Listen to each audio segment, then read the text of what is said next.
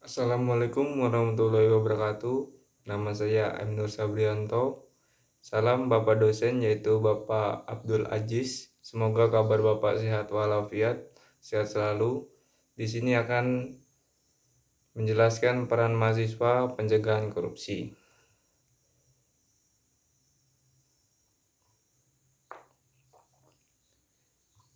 Yang pertama, dalam masyarakat, peran mahasiswa adalah sebagai kontrol sosial. Mahasiswa dapat melakukan peran preventif terhadap korupsi dengan membantu masyarakat dalam mewujudkan ketentuan dan peraturan yang adil dan berpihak pada rakyat banyak, sekaligus mengkritis peraturan yang tidak adil dan tidak berpihak pada masyarakat. Contohnya, layak individu dikenal sebagai aspek manusia yang menyangkut moralitas, personal, serta kondisi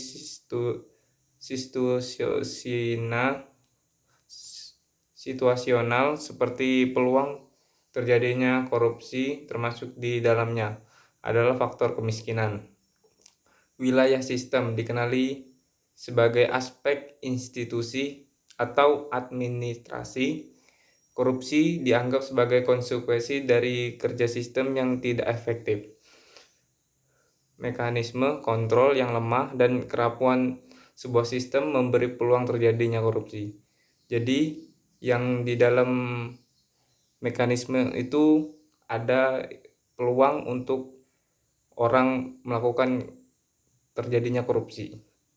Jadi harus dikontrol dan dipilih.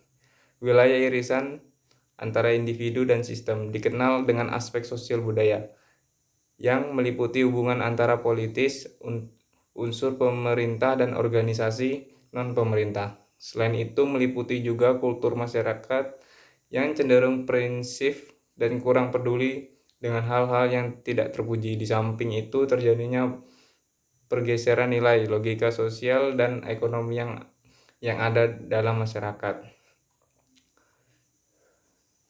Strategi pemberantasan korupsi. Upaya memerangi korupsi bukanlah hal yang mudah. Dari pengalaman negara-negara lain yang dinilai sukses memerangi korupsi, segenap elemen bangsa dan masyarakat harus dilibatkan dalam upaya memerangi korupsi melalui cara-cara selimutan. Upaya pemberantasan korupsi meliputi beberapa prinsip, antara lain memahami hal-hal yang terjadi penyebab korupsi, upaya pencegahan korupsi, investigasi, serta edukasi dilakukan secara bersamaan. Nah, tindakan diarahkan terhadap suatu kegiatan dari hulu sampai hilir, mulai dari perencanaan, pelaksanaan, pengawasan, dan aspek kuratifnya, dan meliputi berbagai elemen, sebagaimana Hong Kong dan Asia-nya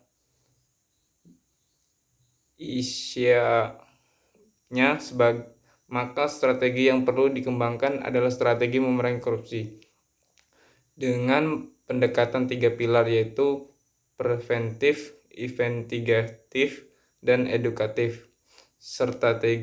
Strategi preventif adalah strategi upaya pencegahan korupsi melalui perbaikan sistem dan prosedur dan membangun budaya organisasi yang mengedepankan prinsip-prinsip fairness, transparency, accountability, dan responsibility yang mampu mendorong setiap individu untuk melaporkan segala bentuk korupsi yang terjadi. Strategi investigatif adalah upaya memerangi korupsi melalui deteksi, investigasi, dan penegakan hukum terhadap para pelaku korupsi. Sedangkan strategi edukasi adalah upaya pemberantasan korupsi dengan mendorong masyarakat untuk berperan serta memerangi korupsi dengan sesuai dengan kapasitas dan kewenangan masing-masing. Kepada masyarakat perlu ditanamkan nilai-nilai kejujuran, integriti, serta kebencian terhadap korupsi melalui pesan-pesan moral.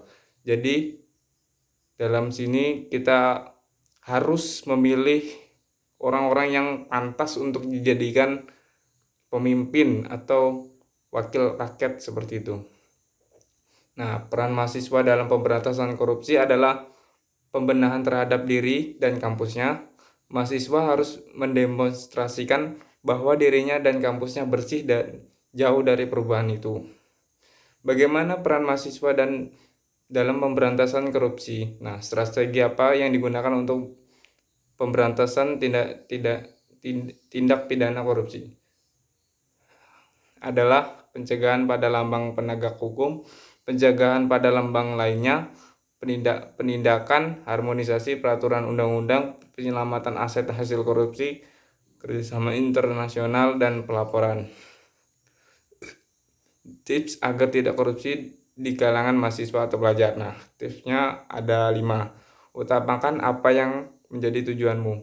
Jadi di sini tujuan awal dari kita dalam hati itu untuk memajukan suatu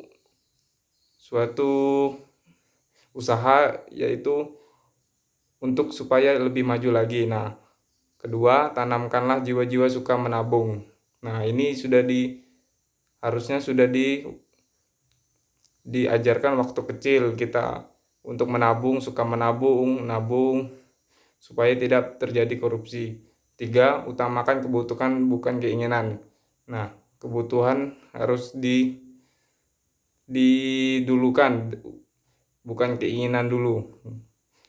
Keinginan itu nanti saja. Nah, 4, tumbuhkan jiwa kreatif dan produktif. 5, jangan lupa selalu bersedekah. Nah, dari saya mohon maaf jika ada kata yang kurang, mohon dimaafkan. Saya akhiri, wabillahi taufiq wal hidayah. Wassalamualaikum warahmatullahi wabarakatuh.